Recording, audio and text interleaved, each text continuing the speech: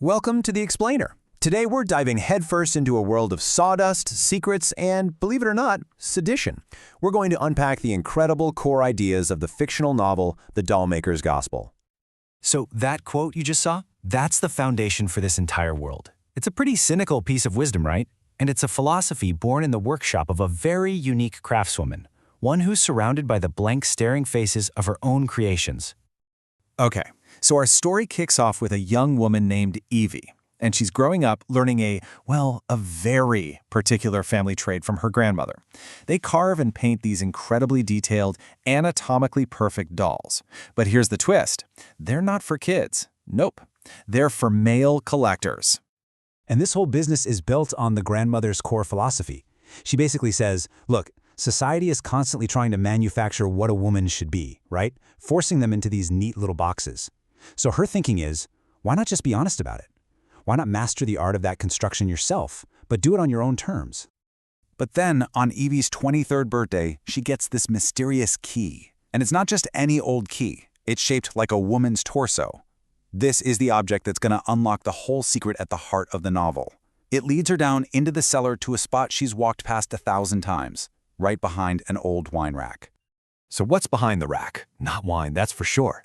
It's a secret room, and it's filled with this silent, waiting congregation. And we're not talking about small dolls here. We're talking dozens of life-sized, incredibly crafted women. Each one is just a breathtaking piece of art. So Evie's walking through this super uncanny collection, right? And she starts reading these little brass plates at their feet. She sees names, Margaret, Catherine, Mary, and then she finds one that just stops her dead in her tracks. The name is Evangeline, her grandmother's name. So what's going on? Well, the truth is, these aren't just dolls. They're discarded selves. Every single one is a perfect decoy that her grandmother created and left behind. Each one marks an escape, from a man, from a city, from an entire life she was done with. I mean, this discovery changes absolutely everything. Evie is completely inspired by this secret history of her grandmother, just creating and escaping selves. So together, they decide they're going to make a totally new kind of doll, one that just shatters all the old rules of their craft. And you can really see the shift in purpose here. Their new creation, they call her the crone, and she is the exact opposite of their old dolls. She's not made to be appealing or beautiful. She is judging, she's indifferent, she's powerful. And most importantly, she is absolutely not for sale. She's not a product, she's a manifesto carved out of wood. This quote really says it all. The crone basically becomes the workshop's new patron saint. She stands for this totally radical new idea of womanhood, one that just exists for itself. It's completely indifferent to what anyone else thinks or wants. Okay, so this new philosophy, it doesn't stay a secret for long.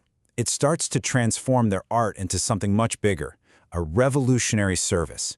And it all starts when other women begin to notice this strange, powerful new figure sitting in the workshop window. And the very first woman to ask for their help is named Adelaide, and her situation is desperate. She's trapped, she's facing either an arranged marriage she doesn't want or being thrown into an asylum. So she needs a decoy, a perfect double of herself, to buy her just one single day. That's all she needs, enough time to get on a ship to America and just disappear. And just like that, a whole new operation is born. Their workshop becomes this sanctuary. It's the heart of a secret network. You can see the process here. A woman shows up needing to escape. Her story is heard, they craft a perfect double, plan her getaway, and then she's free. Free to vanish, and for maybe the first time ever, become who she really wants to be. So this whole act of helping other women escape, that's when we get to the novel's deepest theme. This is the real meaning behind the title. You see, it's not just about escaping a bad situation, it's about the very nature of identity itself. So, the gospel in the title, it's not religious at all. It's this really radical idea of self-authorship. The book basically argues that your identity, who you are, isn't some deep hidden treasure you have to go looking for. No, it's something you build, it's something you perform, and you can choose to tear it down and rebuild it whenever you want. And this quote from the grandmother really drills it home. The only way to find your true self isn't to sit around and think about it. It's through action. It's about experimenting, trying on a bunch of different roles, and just tossing aside the ones that don't fit. And eventually what's left over, that's what's true. And that really leaves us with the core message of the Dollmaker's Gospel and this final question.